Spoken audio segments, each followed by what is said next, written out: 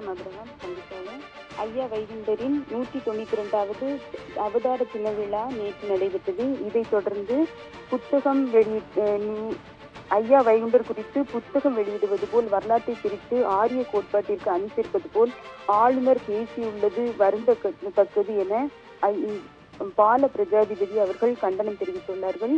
ஆளுநர் மாளிகையில் நேற்று நடைபெற்ற ஐயா வைகுண்டர் 192வது அவதார தின விழா நிகழ்ச்சியில் ஆளுநர் RN ரவி அவர்கள் சனாதன தர்மத்திற்கு பாதிப்பு ஏற்படும்படியாக பேசியதாக தெரிவித்துள்ளார்.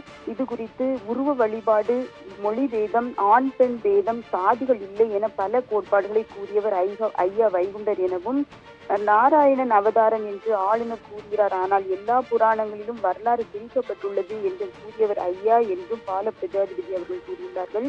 ஐயா சிவ அரவரா என்று நாங்கள் சொல்கிறோம். நாராயணர் அவதாரம் என்று வலிச்சங்காய் எடுத்து கோவில் உடைக்க கூடாது என்றும், ராமன் நாராயணன் அவதாரம், அவர் சமத்துவத்தை எடுத்துரைத்தவர், அவரை யாரும் சனாதனத்திற்குள் கொண்டு வர முடியாது.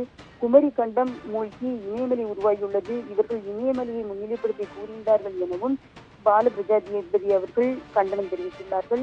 வைகுண்டர் கூறிய தென்கடலை ஆய்வு செய்ய வேண்டும் என்று கூறினால் அதை ஏற்றுக்கொள்வோம். ஆனால் அதை விட்டுவிட்டு வடநாட்டில் இருப்பதை இவர்கள் கூறினால் அதை ஏற்றுக்கொள்ள முடியாது எனவும், ஜாதியை வகுத்தவனை நீக்கன் என்று கூறுகிறார் ஐயா. அப்படிப்பட்ட இடத்தில் சனாதனத்தை ஆதரித்தவர் ஐயா என்பதை ஏற்றுக்கொள்ள முடியாது. ஐயா வைகுண்டரை தனதாக்கி கொண்டு பட்டா போடுவதற்காக அவர்கள் பேசுவதை கண்டிக்கிறோம். யார் ஆட்சிக்கு வர வேண்டும் என்பதை தீர்மானிக்கும் மக்களாக ஐயா வழி மக்கள் இருக்கிறார்கள் எனவும், ஆளுநர் வரலாற்றை தெரியாமல் பேசவில்லை, பிரித்து பேசுகிறார் எனவும் பால பிரஜாதிபதி அவர்கள் கண்டனம் தெரிவிக்கிறார்கள். அபிரகாம்.